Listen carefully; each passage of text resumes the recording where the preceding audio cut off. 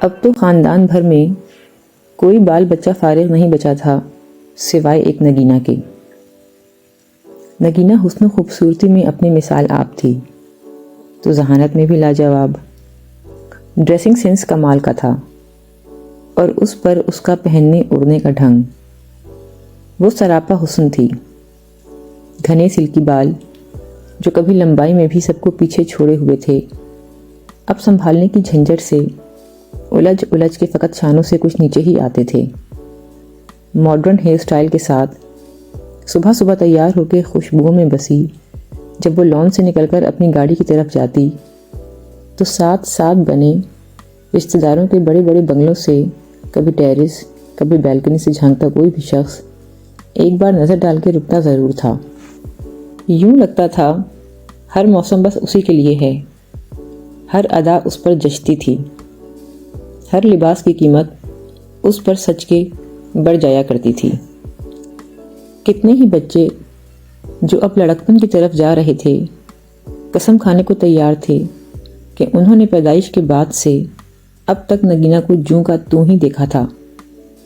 ایسا لگتا ہے سب بڑے ہو رہے ہیں سوائے نگینہ باجی کے۔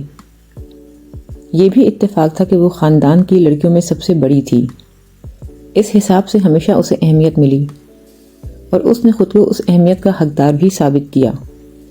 حسین ذہین و فتین نگینہ کی مکمل شخصیت میں رہی صحیح کسر اس کی ہائی فائی ڈگری اور پھر اس کی جاب نے پوری کر دی تھی۔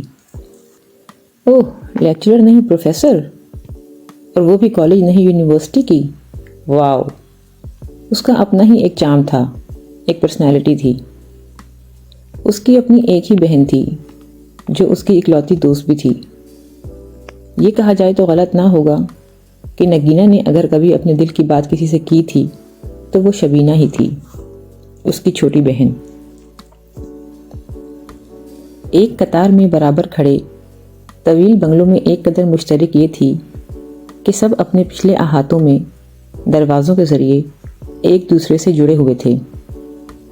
دن ہو یا رات، جب جس کا دل چاہتا کسی کے بھی گھر آ جا سکتا تھا۔ بچپن میں یہ دروازے کسی کوہکاف کے پرستان کی طرف کھلنے والے دروازوں جیسے پرکشش ہوا کرتے تھے۔ گزرتے وقت نے جہاں جوانوں کو بڑھاپے کی چادر اڑائی، وہیں بچے بڑے ہوتے ہوتے اپنی مصروفیات میں ایسے گم ہوئے کہ ان دروازوں کا استعمال نہ ہونے کے برابر رہ گیا۔ اب بھی ان دروازوں میں تالا تھا، نہ کنڈی بند ہوتی تھی، بس آنا جانا کم ہوا تھا۔ شاداب خان خاندان کے سربراہ تھے۔ جسمانی ضعیفی کی بدولت وہ ہی کبھی کبھی اس راستے سے اپنے بیٹوں کے گھر کی خیر خبر لینے آ جایا کرتے تھے۔ زیادہ تر ان کی آمد کسی اہم فیصلے کے موقع پر اس گھر میں ہوا کرتی تھی جہاں کے افراد کے متعلق کوئی بات یا فیصلہ کرنا ہوتا۔ خاندان کے سب بڑوں کی میٹنگز اب تک شادی، منگنی اور نکاح جیسے اہم خوشی کے معاملات تک ہی محدود تھیں، یا پھر خیر النساء جو شاداب خان کی شریک حیات تھیں کہ انتقال کے موقع پر ان احاطوں میں سوگوار رونق پائی گئی تھی، یا پھر سالوں پہلے اس دن جس دن گھر کے کم و بیش سب افراد کی امیدوں پر پانی پھیرتے ہوئے نگینہ نے اپنے تایازاد سکندر خان سے رشتہ جوڑنے سے انکار کر دیا تھا۔ آخر کمی کیا ہے نگینہ؟ اس نے بے پرواہی سے موبائل پر مصروف نگینہ کو دیکھتے ہوئے سوال کیا تھا۔ وہ دیکھ رہی تھی کہ نگینہ انکار کرنے کے بعد سے گھر والوں کی ناراضگی اور متوقع غصے کو خاطر میں نہ لانے کی مسلسل ایکٹنگ کر رہی ہے، ورنہ نہ وہ اتنی گھمنڈی تھی کہ کسی کو نیچا دکھاتی اور نہ اتنی ناسمجھ کہ سب کی امیدوں کو انجانے میں ٹھیس پہنچاتی۔ اچھے بھلے تو ہیں سکندر بھائی، وہ ضد ہو رہی تھی۔ اماں نے یہ فضول ذمہ داری پتہ نہیں کیا سوچ کے اس کے سر پر ڈال دی تھی۔ اسے پتہ تھا کہ اس کی بہن کہیں اور انوالو نہیں ہے، جیسا کہ اس کی اماں کو سب سے پہلے یہی خیال آیا تھا۔ بتایا تو ہے وہ مجھے اس لحاظ سے پسند نہیں ہے، اس کا ہمیشہ ایک ہی جواب ہوتا۔ کس لحاظ سے؟ شبینہ کا ضبط اپنے عروج پر تھا۔ اسی لحاظ سے کہ میں ان سے شادی کر لوں، اور ابھی عمر ہی کیا ہے۔ تمہاری؟ شبینہ کو حیرت نے آن گھیرا۔ ارے میری نہیں، میری تو خیر ہے، ان کی۔ سکندر بھائی کی؟ شبینہ کی آنکھیں ابل پڑیں۔ اور کیا، اس عمر کے لڑکے اپنے ریلیشن شپ کو لے کے بہت نان سیریس ہوتے ہیں۔ نگینہ اب بھی بے پرواہی سے بول رہی تھی، اور شبینہ کو سنتے سنتے یقین ہو گیا کہ وہ یقیناً اپنے حواسوں میں نہیں ہے۔ اس دن ان دونوں کی بحث بنا کسی نتیجے کے ختم ہو گئی، اور کچھ دن کے بعد یہ بات بھی۔ لیکن اماں کا دل اس کے انکار سے دب گیا تھا۔ وہ چاہتی تھی خاندان کی پہلی لڑکی ہونے کے ناطے نگینہ ہی سب سے پہلے بیاہی جائے۔ نگینہ نے ان کا خواب چکنا چور کر دیا تھا۔ لڑکیوں پر بیجا پابندیاں اور سختی تو کوئی بھی نہیں تھی۔ شادی سے پہلے ان سے مرضی تو لی جانی ہی تھی، لیکن اس کا انکار بھی کچھ ایسا بھایا نہیں تھا ان کے دل کو۔ میں جانتی ہوں نگینہ، تم نے سکندر بھائی کو ان کی معمولی شکل کی وجہ سے انکار کیا ہے، شبینہ نے آخرکار کہہ ہی دیا۔ جب پتہ ہے تو پوچھ کیوں رہی ہو؟ کنفرم کر رہی تھی۔ کیا؟ تمہارا غرور اور تمہاری خود پرستی۔ نگینہ جھٹکے سے اس کی طرف مڑی۔ میں مغرور اور خود پرست ہوں؟ بالکل ہو، اگر نہ ہوتی تو سکندر بھائی کو منع نہ کرتی۔ شبینہ دوبارہ بحث کے موڈ میں تھی، لیکن وہ نہیں۔ جو دل کرے سمجھو، جو بات تھی میں تمہیں بتا چکی ہوں۔ نگینہ نے کندھے اچکا دیے۔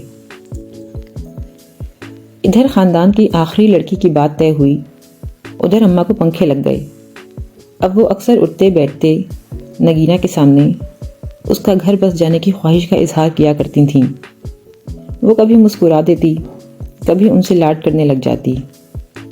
ایسے ہی ایک چھٹی والے دن اماں اس کو زبردستی پکڑ کے اس کے سلکی بالوں میں تیل ڈالنے بیٹھ گئی تھیں۔ دیکھو تو ذرا، یہ لمبے کمر سے نیچے جاتے بالوں کی پونچھ بنا کے رکھ دی ہے تم نے، کیا حال کر لیا ہے، بالکل جھاڑ جھنکار لگ رہے ہیں۔ وہ زیر لب مسکراتی ہوئی سنتی رہی۔ جن بالوں کو آپ جھاڑ جھنکار کہہ رہی ہیں، آدھی یونیورسٹی مرتی ہے ان پر اماں۔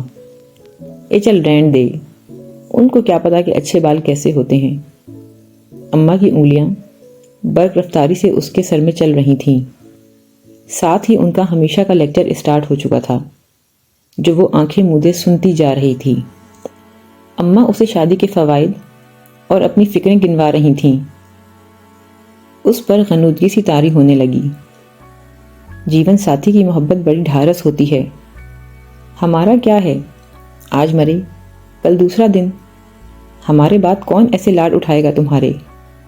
خوشی غمی میں ساتھ دینے کو کوئی اللہ کا بندہ تو ہونا چاہیے نا، جس کے کندھے پر سر رکھ کے دل کو ہلکا کر سکے بندہ۔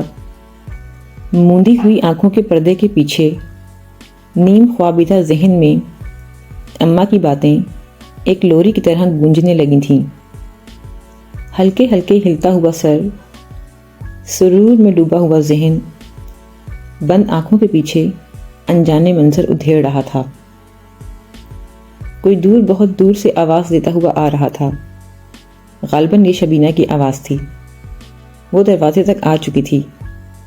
پھر اس نے آہستہ سے دروازہ کھول کر اندر جھانکا۔ وہ سامنے بیڈ پر پیر لٹکا کے بیٹھی تھی، پوری طرح نک سک سے تیار۔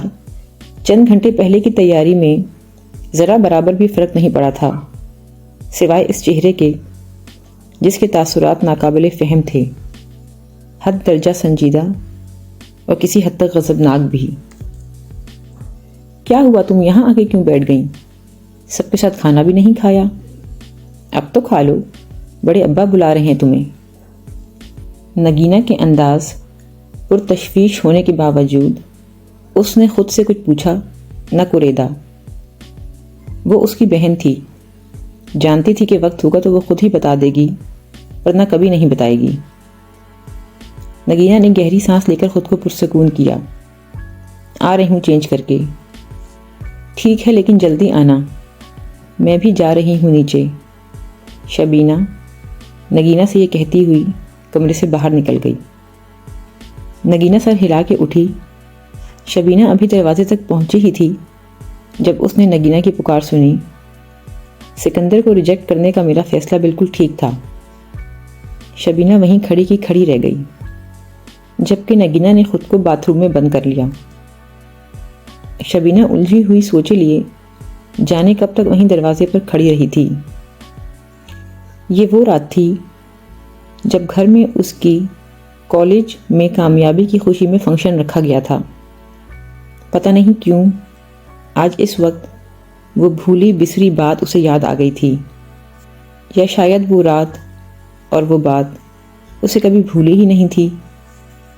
آج اماں کے ہاتھوں کے جگائے ہوئے سرور نے اسے گزرے وقت کی دھنک میں دھکیلا تو وہ یادیں بھی ساتھ آن بیٹھیں جو سیاہ رنگ کی تھیں۔ ارے ابا جی آپ! اماں کی آواز نے اسے واپس حال میں گھسیٹا۔ اس نے ایک دم موندی آنکھیں کھولیں تو بڑے ابا سامنے ہی کھڑے تھے۔ اماں اب اس سے پرے ہو کر سر پہ دوپٹہ لے رہی تھیں۔ اس نے بھی جلدی سے سیدھے ہو کر قریب ہی بے پرواہی سے پڑا ہوا دوپٹہ اٹھا کے شانوں پر پھیلا دیا۔ آواز ہی نہیں آئی آپ کے آنے کی۔ اماں کی آواز میں سسر کو دیکھ کے خود بخود احترام در آیا تھا۔ سکندر واپس آ رہا ہے پاکستان، سوچا خود ہی بتا دوں جا کے۔ بڑے ابا اور بھی بہت کچھ کہہ رہے تھے، لیکن اس کا دماغ ان کی پہلی بات میں ہی اٹک گیا تھا۔ اب سمجھ آ رہا تھا آج اتنے سالوں بعد اتنی اچانک کیسے وہ رات یاد آ گئی تھی۔ وہ اندر ہی اندر بہت بے چین سی، بظاہر پرسکون بنی سب کے درمیان بیٹھی تھی۔ کبھی نظریں جھکا لیتی، کبھی اٹھا کر مثل طائر یہاں وہاں اڑا لیتی۔ شبینہ کے علاوہ بھی کچھ لوگ اس کے ری ایکشن کے منتظر تھے۔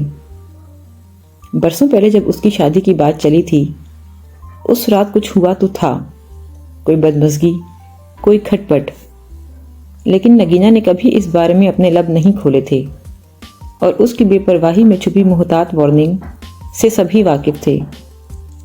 اس لیے کسی کو اس سے پوچھنے کی ہمت بھی نہیں ہوئی تھی۔ بس وہ ایک بات تھی جو آئی گئی ہو گئی۔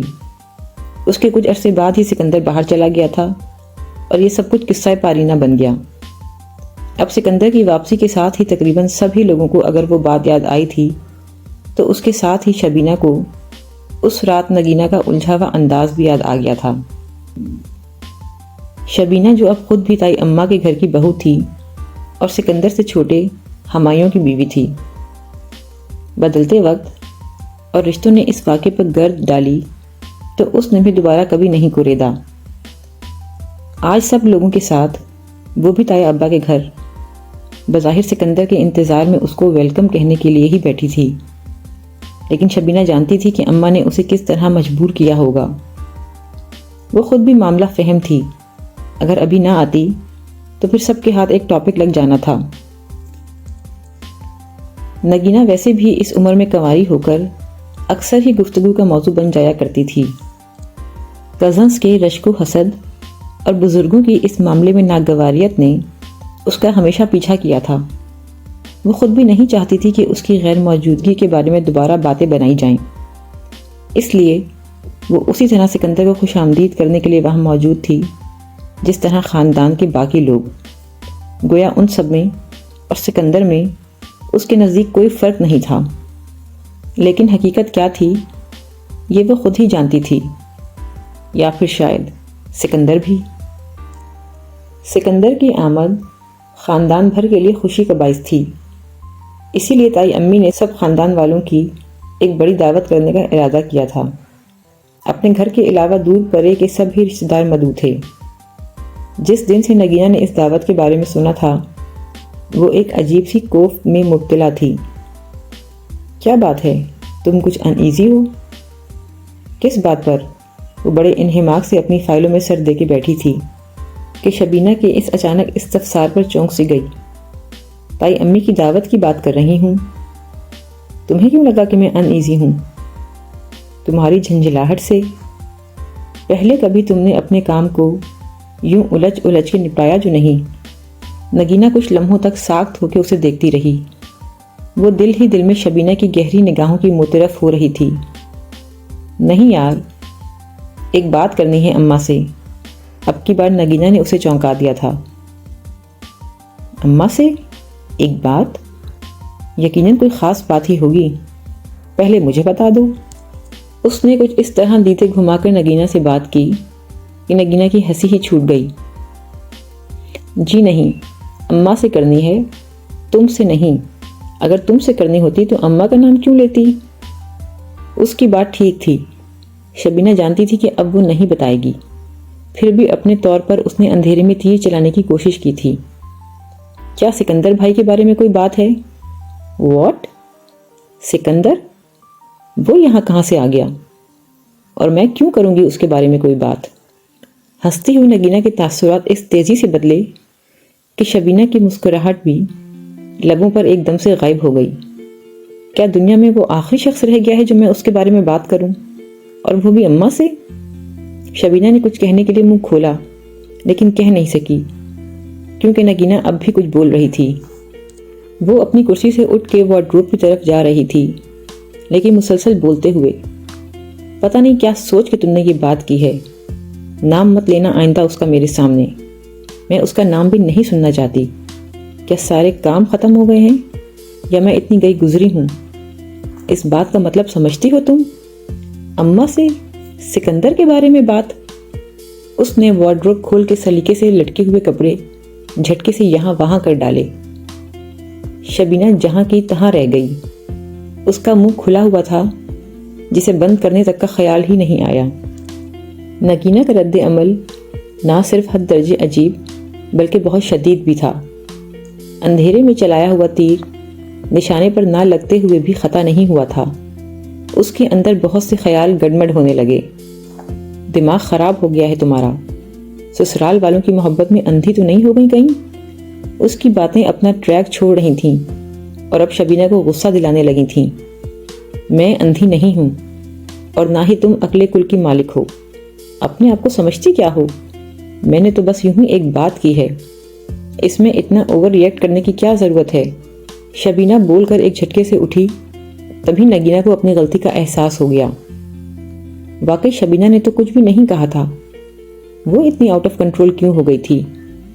اس نے گہری سانس لے کر خود کو ڈھیلا چھوڑ دیا۔ آئی ایم سوری شبینہ، وہ اپنی بات کرتے ہوئے کپڑوں کی الماری کی طرف سے پلٹی تو کمرے میں کوئی بھی نہیں تھا۔ اس نے جھنجھلا کے وارڈروب کو پوری قوت سے بند کیا اور اپنے بیڈ پر گر سی گئی۔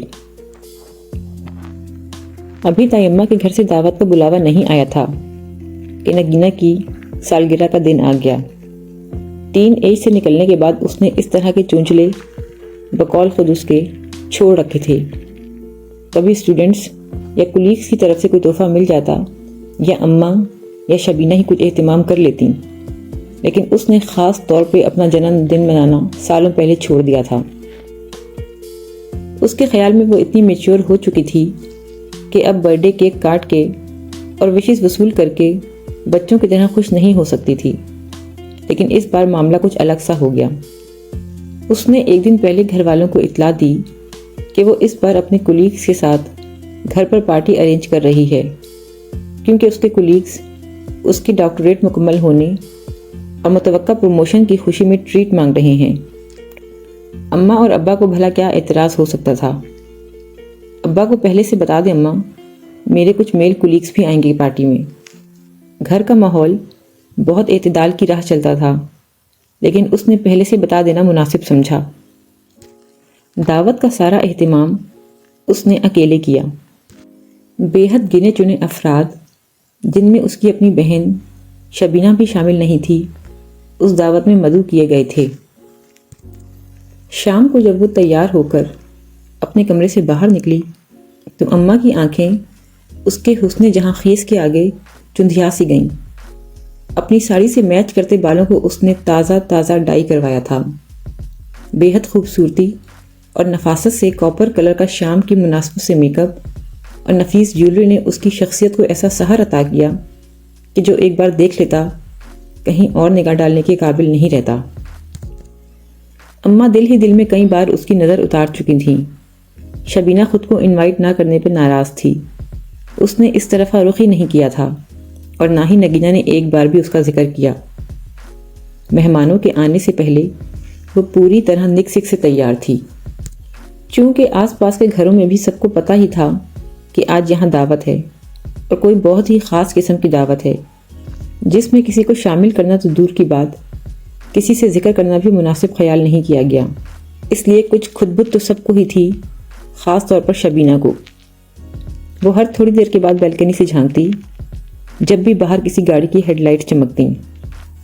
اسی تاکہ جھانکی میں اچانک اس نے ایک بہت ہی ویل ڈریسڈ اور گروم پرسنالٹی کو نئی نکور چمچماتی ہوئی گاڑی سے اترتے ہوئے دیکھا۔ یہ بات اتنی قابل غور نہیں تھی، لیکن نگینہ کی وہاں موجودگی نے اسے قابل غور بنا دیا تھا، جو آنے والی شخصیت کو خود ریسیو کرنے کوریڈور سے نکل کر پورچ تک چلی آئی تھی۔ مغرب سے ذرا پہلے کی ڈھلتی ہوئی دھوپ میں موتیے رنگ کی ساڑی میں اس کا سراپا ایسا غضب ڈھا رہا تھا کہ شبینہ کے منہ سے بساختہ ایک مرعوب سی صدا نکلی، واو نگینہ! مہینوں نفیس کپڑے میں لپٹا نازک وجود خود بھی کسی موتیے کے پھول جیسا ہی تھا، جس کی مہک سے پورا ماحول مہک رہا تھا۔ یہ حضرت کون ہیں؟ سکندر اس سے ایک قدم پیچھے ہی آ کھڑا ہوا تھا۔ جب وہ نگینہ میں گم تھی تب سکندر اس شخص کا جائزہ لے رہا تھا جسے نگینہ بہت خوشگوار خیر مقدمی انداز میں اندر لے کر جا رہی تھی۔ وہ چونکی۔ ٹیرس پر ہمایوں اور سکندر چائے پینے کب آ کے بیٹھے اسے پتہ ہی نہیں چلا۔ پتہ نہیں، نگینہ کے کوئی کلیگ ہوں گے شاید۔ سکندر کی آواز نے اسے نگینہ کے سحر سے نکالا تو وہ بے نیاز سی ہو کے ہمایوں کے ساتھ ہی بیٹھ گئی، لیکن سکندر کی آواز میں چھپی ناگواری کو محسوس کیے بنا رہ نہیں سکی۔ وہ ہمایوں سے بات کرتے ہوئے غیر حاضر سی ہونے لگی۔ پتہ نہیں کیوں کوئی چیز اسے مسلسل بے آرام کر رہی تھی۔ جیسے ہی ہمایوں کے موبائل پر کسی کی کال آئی، وہ خود سے اماں جی کے ہاں نہ جانے کے تمام ارادے توڑتی ہوئی پچھلے احاطے کی طرف چلی آئی۔ یہ راستہ کسی کی بھی نظروں میں آئے بغیر وہاں جانے کے لیے سب سے زیادہ محفوظ تھا۔ پچھلے احاطے میں معمول کی خاموشی تھی۔ مغرب کی اذانوں کی گونجتی ہوئی آوازوں کے پس منظر میں پورے ماحول پر عجیب سی اداسی طاری تھی، جو کم سے کم آج اور اس وقت تو بالکل بھی نہیں ہونی چاہیے تھی۔ لیکن اسے کچن کے جالی والے دروازے کے پیچھے کوئی بھی خاص ہلچل محسوس نہیں ہو رہی تھی۔ پھر بھی اس نے کچن کے بجائے برابر والی گیلری سے نکل کے ڈائریکٹ اوپر اماں جی کے کمرے میں جانے کو ترجیح دی۔ جب نگینہ نے بلایا ہی نہیں تھا تو پھر آج عین دعوت کے وقت اس کا سامنا کرنے میں اس کی انا آڑے آ رہی تھی۔ اماں جی کے کمرے کا دروازہ اندر سے بند نہیں تھا۔ اس نے احتیاط کے ساتھ اندر جھانکا تو وہ نماز کی ادائیگی میں مشغول تھیں۔ اسے حیرت ہوئی جب اماں نے اسے بتایا تھا کہ نگینہ ان کے لیے کتنا خوبصورت اور نفیس جوڑا لائی ہے، تو اس وقت تو ان کو بھی نیچے ڈرائنگ روم میں ہونا چاہیے تھا، لیکن انہوں نے نگینہ کے لائے ہوئے سوٹ کے بجائے گھر کے ہی کپڑے پہن رکھے تھے۔ اس کا ماتھا ٹھنکا۔ اس نے بنا کچھ کہے اسی طرح دروازہ بند کر دیا اور دل کے لاکھ منع کرنے کے باوجود دبے پاؤں نیچے چلی آئی۔ خیال یہی تھا کہ ابھی کسی بھی لمحے نگینہ سے سامنا ہوا تو کسی نہ کسی کام کا بہانہ بنا دے گی۔ گو کہ نگینہ نے اسے بلایا نہیں تھا، لیکن اس کے آنے پر پابندی بھی نہیں تھی۔ وہ سگی بہن تھی، جب چاہے آ سکتی تھی۔ لاؤنج خالی پڑا تھا۔ قیمتی اور خوشبودار پھولوں کی آرائش جوں کی توں تھی۔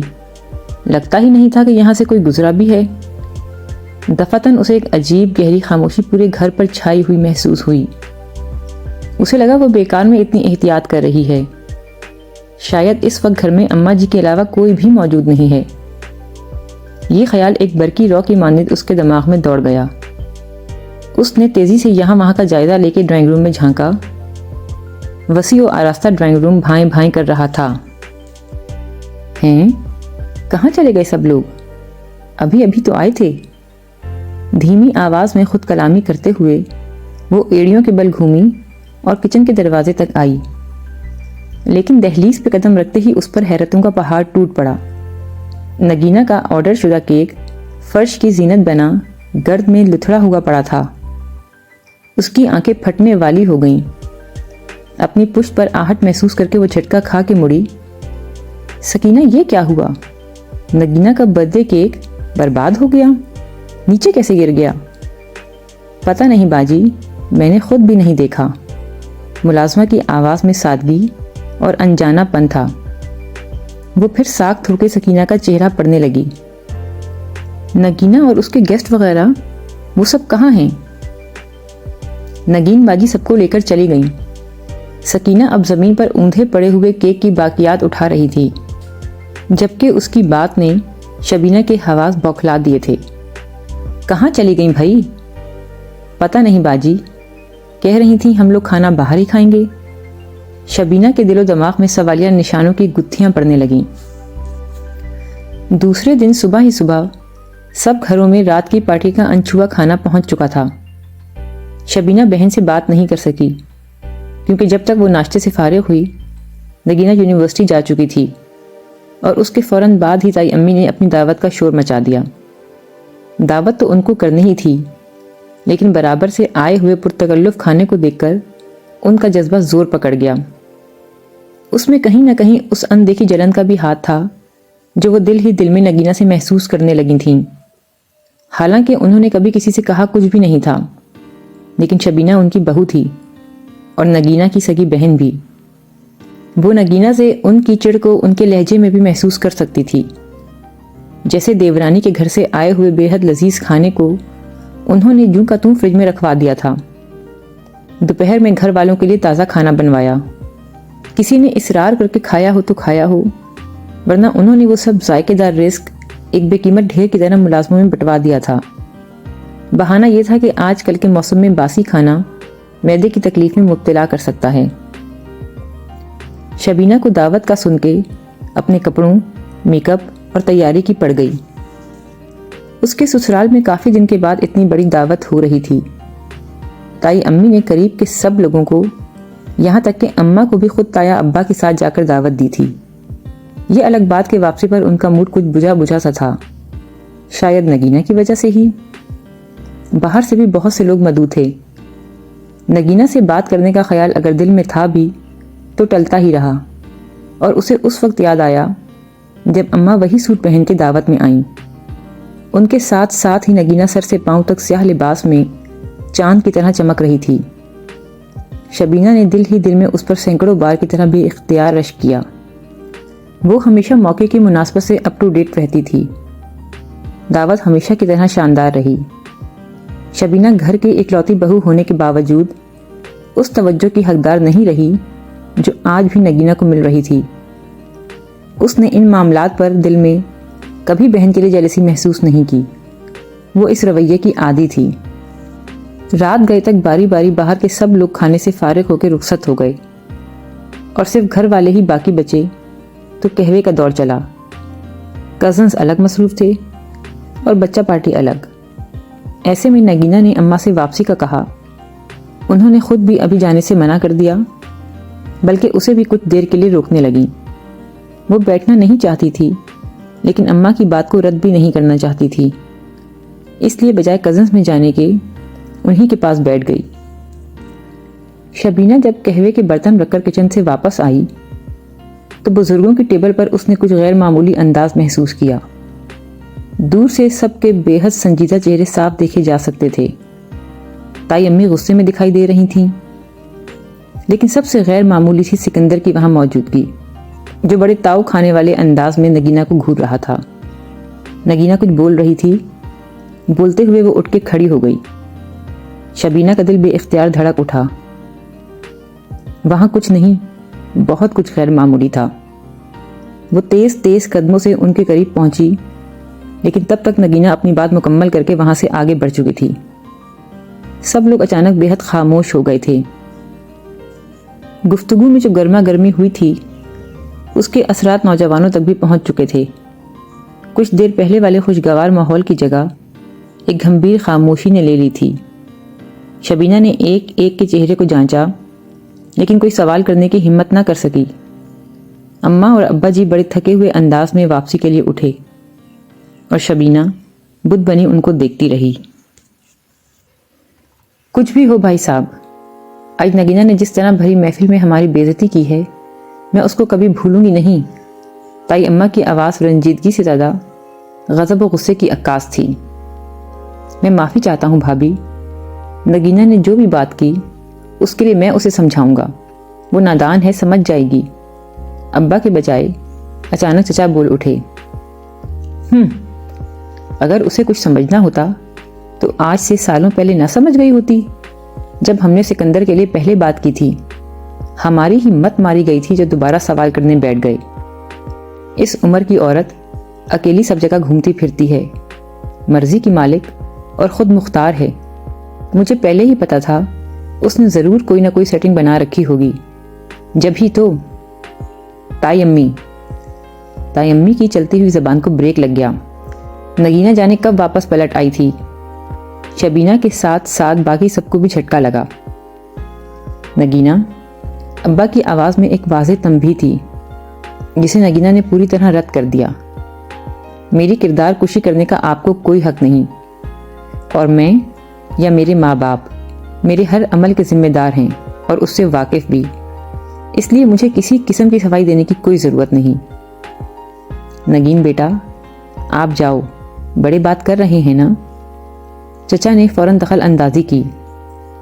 بڑے بات نہیں کر رہے، بات کو اچھال رہے ہیں، اور بات میرے بارے میں ہے، اس لیے مجھے بولنا تو پڑے گا۔ نا نگینہ، چل یہاں سے۔ اماں تیزی سے اس کے پاس آ کر اسے زبردستی واپس موڑنے لگیں۔ دور بیٹھے کزنز اور بچے اب پاس آنا شروع ہو گئے تھے۔ میں تو چلی ہی گئی تھی اماں، تائی امی کی اپنے بارے میں غلط بات سن کے واپس آئی ہوں۔ نگینہ کا واپسی کا کوئی موڈ نہیں تھا۔ یہ میری زندگی ہے اور اسے کس کے ساتھ گزارنا ہے، اس کا فیصلہ کرنے کا مجھے پورا حق حاصل ہے۔ بہتر ہوگا کہ میری سیٹنگز کی بجائے اپنی اولاد پر دھیان دیں۔ ہو سکتا ہے آپ کو یہاں بہت کچھ انٹرسٹنگ مل جائے۔ نگینہ، اب کی بار سکندر کی آواز کسی دھار سے مشابہ تھی۔ شبینہ جو ایک بت کی طرح کھڑی یہ سب دیکھ رہی تھی، دہل کے رہ گئی۔ ابا تیز قدموں سے پچھلے احاطے کی طرف بڑھتے چلے گئے، بنا کسی سے کچھ کہے اور بنا کسی کی طرف دیکھے۔ اپنی آواز نیچی رکھو مسٹر، چیخنا چلانا سب کو آتا ہے، اور میں اپنے ساتھ ساتھ اپنے ماں باپ کی بے عزتی بالکل برداشت نہیں کروں گی۔ سکندر بے قابو سا ہو کر اس کی طرف بڑھا، جیسے ابھی اس کے منہ پر تھپڑ دے مارے گا۔ قریب کھڑے دوسرے کزنز، چچا، تایا گڑبڑا گئے۔ جو دور تھے لپک کے قریب آئے، جو بیٹھے تھے کھڑے ہو گئے۔ سکندر نے اس کو تھپڑ رسید کرنے کے لیے ہاتھ اٹھایا ہی تھا، لیکن آگے بھی وہ تھی جسے یوں برستے ہوئے بھی کسی نے زندگی میں شاذ ہی دیکھا ہوگا۔ اس نے سکندر کا اٹھا ہوا ہاتھ فوری جکڑ لیا۔ آئندہ کبھی یہ غلطی نہیں کرنا سکندر، ورنہ تم نے تو ہاتھ اٹھایا ہے، میری اگر انگلی بھی اٹھ گئی تو کسی کو منہ دکھانے کے قابل نہیں رہو گے۔ بیزاری اور نفرت سے اس نے سکندر کا مضبوط ہاتھ جھٹکا اور اماں سے بولی، مین گیٹ سے واپس چلیں اماں، پچھلے دروازے چور بھی استعمال کرتے ہیں۔ ہمایوں نے شبینہ کو نگینہ سے ملنے سے منع کر دیا۔ یقیناً اس کی چابی تائی امی نے اور تائی امی کی چابی سکندر نے ہی بھری تھی۔ وہ ہمایوں کے منع کرنے کے باوجود نگینہ سے ملنے آ گئی تھی۔ کل رات کی محفل میں جو کچھ ہوا، اب اس کے بعد بہت سی باتیں کلیئر کرنے کی ضرورت تھی۔ پچھلا احاطہ عبور کرتے ہوئے اسے نگینہ کے الفاظ یاد آئے۔ دل کی کیفیت عجیب ہو گئی، اس کے قدموں میں بے اختیار تیزی آ گئی۔ نگینہ اپنے کمرے میں ہی ملی۔ اماں جی سے سامنا نہیں ہوا، اس نے شکر ادا کرتے ہوئے کمرے میں قدم رکھا، لیکن نگینہ پر نظر پڑتے ہی دھک سے رہ گئی۔ اس کی حالت اس قدر بے ترتیب تھی کہ شبینہ کا ہاتھ بے اختیار اپنے دل پر پڑا۔ نگینہ کی سرخ آنکھیں رت جگہ کی چغلی کھا رہی تھیں، اور ان میں ٹھہرا ہوا نمکین پانی کوئی کہانی سنا رہا تھا۔ وہ کاؤچ کے سامنے زمین پر بیٹھی ہوئی تھی، جیسے بہت دیر سے وہیں بیٹھی ہوئی ہو، خالی ذہن، خالی ہاتھ اور بھری ہوئی آنکھیں۔ نگین کیا ہوا تمہیں؟ دفتن سارے گلوں شکموں پر بہن کی محبت حاوی ہو گئی۔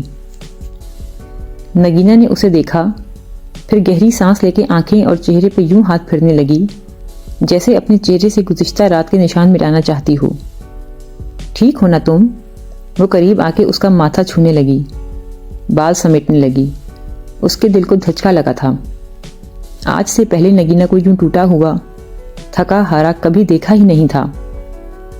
کیا ہوا کل رات؟ نگینہ نے اس کا سوال سن کے ایک تیکھی زخمی نگاہ اس پر ڈالی۔ خدا کی قسم مجھے کچھ پتہ نہیں ہے، شبینہ نے نگینہ کی نگاہوں کا جواب دیا۔ اپنی ساس سے پوچھو جا کے، مجھ سے کیا پوچھ رہی ہو؟ وہ تڑپ گئی تھی۔